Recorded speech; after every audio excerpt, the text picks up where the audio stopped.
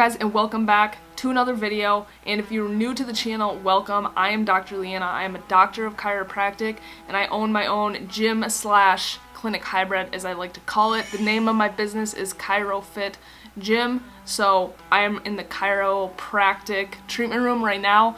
Out there is the gym, so that is where the name comes from.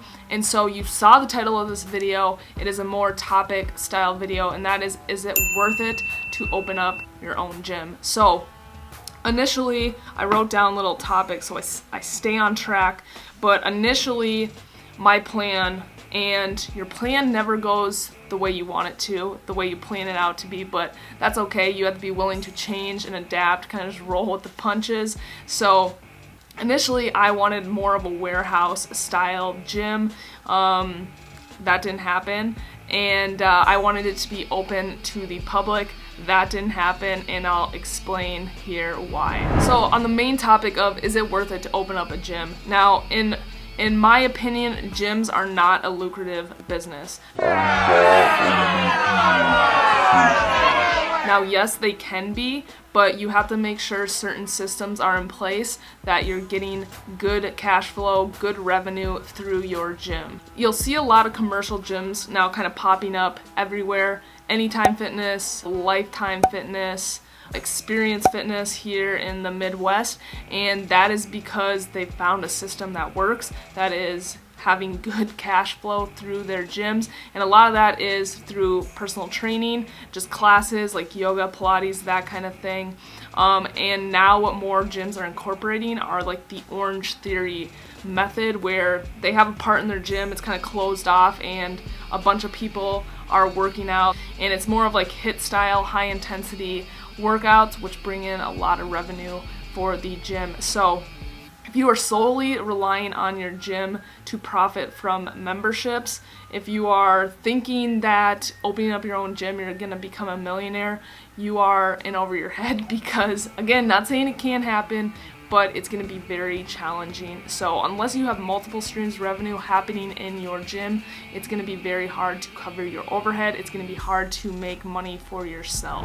So a great example of this is Christian Guzman. He's like a big fitness YouTuber. He owns multiple companies. I think that's one of the main reasons I follow him, is because of the business side of it. But he basically took what was, I assumed to be a failing gym in Texas. He bought it himself, he brought in his own model and has made it flourish. So not only does he have just like gym stuff going on, whereas memberships, probably personal training, I'm not totally sure, but he has his own businesses flowing through that gym. So his clothing brand, he sells his clothes there, the Alpha Leap brand, his 3D energy drinks, supplements, different things that are producing money for that gym. He's not just relying on the gym memberships itself to make money. So that is one of the most important points, is that if you are going to open your gym, make sure that you're having other things producing money, not just membership. So that is a big thing for me, is that most of the revenue comes from the chiropractic side,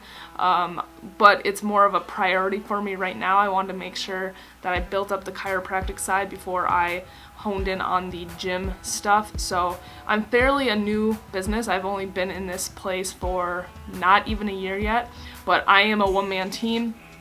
I have personal trainers that come in and train their clients, but I'm pretty much the only one here all the time. So another reason why I have a gym in my clinic is that because I think it's becoming more of a thing where people want more than just chiropractic. They want more than just to be adjusted. I think the gym is very appealing to people, and I think it's becoming more of a model in chiropractic clinics, having a little gym. Plus, I just love to work out, so I wanted to incorporate fitness into my chiropractic treatment and my chiropractic model.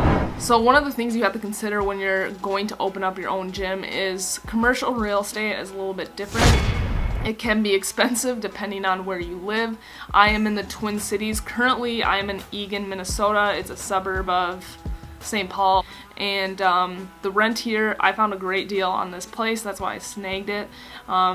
It wasn't my optimal place, and I am on the second floor. So that is a big reason why I don't have an open gym to the public, is because it can't be making too much noise. It hasn't been an issue yet. I haven't had any complaints, but at the same time I want to be respectful. Doing deadlifts on the second floor, I don't think the people below would appreciate that too much, but again, it hasn't really been an issue, so that's one of the main reasons why I don't have an open gym. I'll get more into that later, but I am in a 1,500 square foot unit on the second floor, and I'd say 500 square feet of that, the office here and the unisex bathroom, probably make up 500 square feet of that, so the rest is just solely gym. There's a little bit of a hangout spot, but that's a small part. So I'd say the gym space for me is perfect for what I'm trying to accomplish, which is just personal training, private personal training, group training sessions, sports performance type sessions, and then like rehab movement sessions with my patients, as well as my patients are allowed to work out when they want to while I'm here. So like I said, it depends on where you're at in the world, where you want to set your gym up at. I know the Twin Cities, especially if you are in closer to the cities, rent is very expensive, and the farther you get out, more the suburbs, it depends. Again, I know I was looking in Woodbury, that's why I wanted to first establish, and the commercial rent out there is very, very expensive. That's a suburb of St. Paul. I know I was looking at places anywhere between 1,500 square feet to 2,500 square feet, and rent was in the area of $6,000 per month. That's not including utilities. That would have been a very not smart financial decision. So again, that's probably super high for some people, and that's probably low for some people. So again, it depends where you're at. 1,500 square feet here, I pay $1,500 a month. That's flat. I don't have to pay utilities, I don't have to pay taxes, so that's super nice, and to me that's a great deal, especially for the location I'm at. So you really have to consider that, what your overhead is, and if your memberships are going to cover that. Now, as far as outfitting your gym, putting stuff into the gym equipment is very expensive, and a lot of people fail to realize how expensive the gym floor mats are and the mirrors. It's probably the most expensive part of my gym, but it's also the most important. So whether you're having just floor mats or like agility turf for sleds for agility work, that stuff is very expensive, especially if you get the higher end stuff, which I definitely recommend. Just go for the higher end stuff right away because it will last a lot longer. If you buy cheap stuff, it's going to break down, get worn out. You're gonna have to replace it, and you're gonna be kicking yourself because you're gonna end up spending more money than you would have if you would have just purchased the good stuff in the beginning. Trust me, it's happened to me. So just buy the higher end stuff. With gym equipment, I always say don't be cheap with it because again, it is going to break and you're gonna have to replace it. But within reason, you can find a lot of good deals on even used equipment that's high quality and you don't have to pay as much for. Most of my gym is Titan Fitness stuff. The squat racks, the bumper plates, the lat pull down, the pulley system, some of the bars, and it's high quality stuff and it's at a lower price point. So especially if you're gonna have people using your gym equipment, you want to make sure it's high quality stuff because again, people are reckless, people don't care because it's not theirs, and it will break. If it's cheap stuff, you're gonna have to replace it. You're gonna get annoyed, so just buy higher quality stuff. So with gym equipment, there's 0 to none ROI, meaning there's no really return on investment. And so what a good return on investment would be, for example, if you bought t-shirts and sold them. So say you bought 1,000 t-shirts for $1,000 and you sold them all for $3,000. So you made a profit off of the money you invested. Now with gym equipment, it is very expensive and it's going to be very hard for you to make up that money through memberships because your memberships are basically paying for all your overhead. So you're not necessarily going to make up that money you spent on equipment, but you just kind of have to take that hit because you have to put stuff in your gym, you have to attract people to come.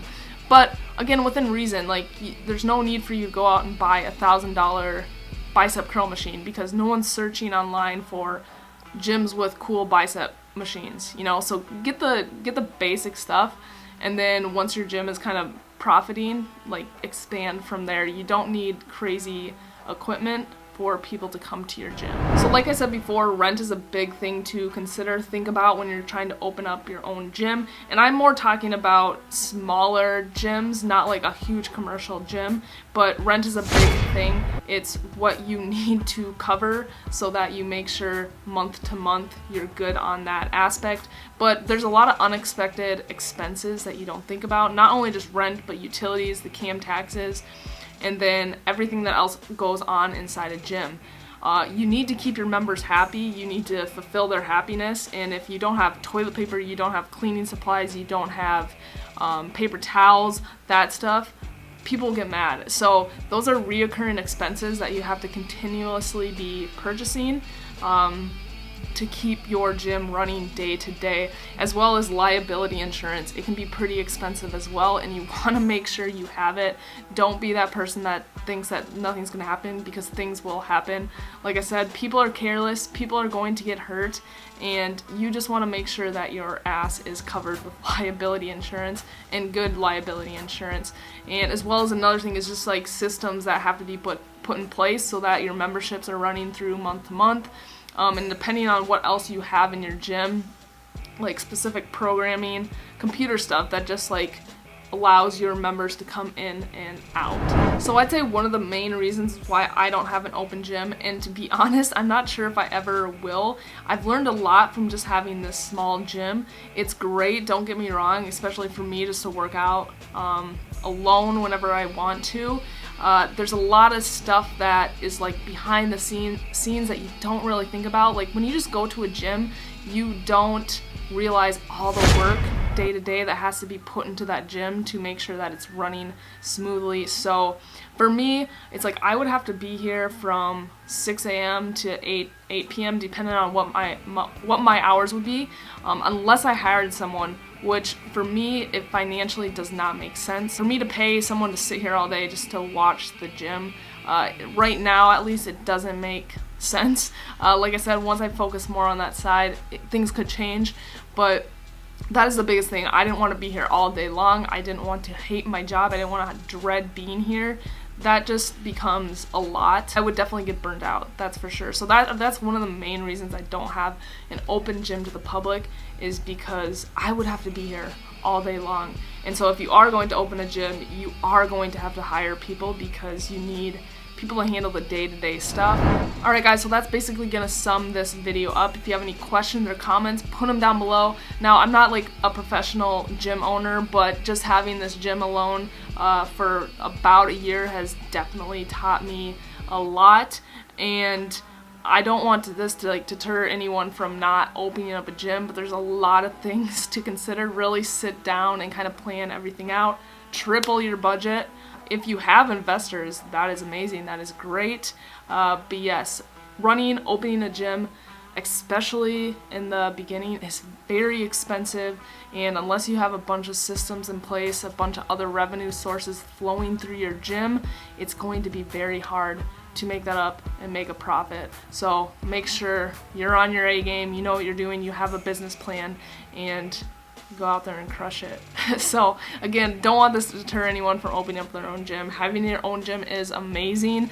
I love allowing people to work out here, a part of my chiropractic treatment plan, as well as just a gym for me to work out in. But right as it is right now, I love it. Eventually we'll expand on it, but for now, I love it. So yeah, that's gonna be the end of the video, guys. Hope you enjoyed it. Give it a thumbs up, subscribe to the channel if you are not already, and I'll see you guys in the next one.